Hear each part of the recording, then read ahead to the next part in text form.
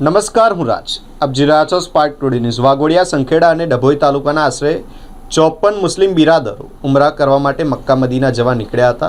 તમામ હાજીઓ શ્રીનાથ ટ્રાવેલ્સની બસ દ્વારા ડભોઈથી મુંબઈ એરપોર્ટ પર રવાના થયા હતા, પરંતુ બસ સમયસર મુંબઈ એરપોર્ટ પર ન પહોંચતા હાજીઓનું પ્લેન નિર્ધારિત સમય પર ઉડી ગયું હતું, જેના કારણે તમામ હાજીઓને મુંબઈ એરપોર્ટ પર અટવાઈ જવાનો વારો આવ્યો છે. આ ઘટનાના કારણે હાજીઓને આર્થિક નુકસાન પણ થયું હોવાનું જાણવા મળી રહ્યું છે. મુંબઈમાં અટવાયેલા હાજીઓએ વિડીયો બનાવી શ્રીનાથજી ટ્રાવેલ્સના માલિક સામે પોતાનો રોષ વ્યક્ત કર્યો છે.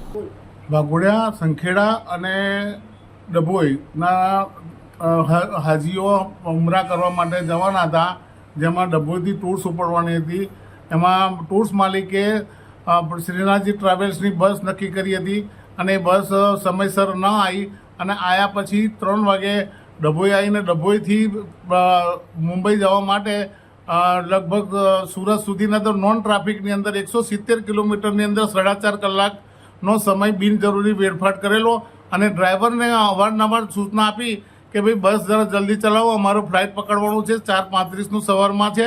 છતાં પણ ડ્રાઈવરે કોઈ જાતની દરકાર ના કરી અને ધમકી આપવા માંડ્યો કે ભાઈ તમે બહુ એ કરશો તો સાઈડ પર બસ ઊભી કરી દીધી, એવું હશે તો હું ઉતારી પાડીશ, એમ કરીને પછી બસ ગઈ. તો અમે લગભગ મુંબઈ એરપોર્ટ પર સવારે 4 વાગે પહોંચાડ્યા, એટલે કે ડભોઈથી 450 કિલોમીટરના અંતર માટે 13 કલાક જેટલો સમય જવાના કારણે અમારી ફ્લાઇટ મિસ થઈ ગઈ અને અમારા 48 જેટલા હાજીઓને હેરાન થવું પડ્યું. તેમજ અમારા ટૂર માલિકને પણ આર્થિક નુકસાન, અમોને શારીરિક નુકસાન અને માનસિક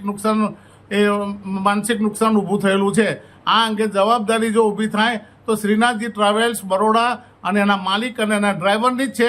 અને આનો જે ખર્ચો બી જે છે, અમારી ટિકિટો રદ થઈ કે ભાઈ ફ્લાઇટ મિસ ફરી ટિકિટો કઢાવી, એનો ખર્ચો બી શ્રીનાથજી ટ્રાવેલ્સના માલિકની જ જવાબદારી. અંદાજે 40 લાખ રૂપિયા જેટલું ટૂર ઓપરેટરને થયેલ છે.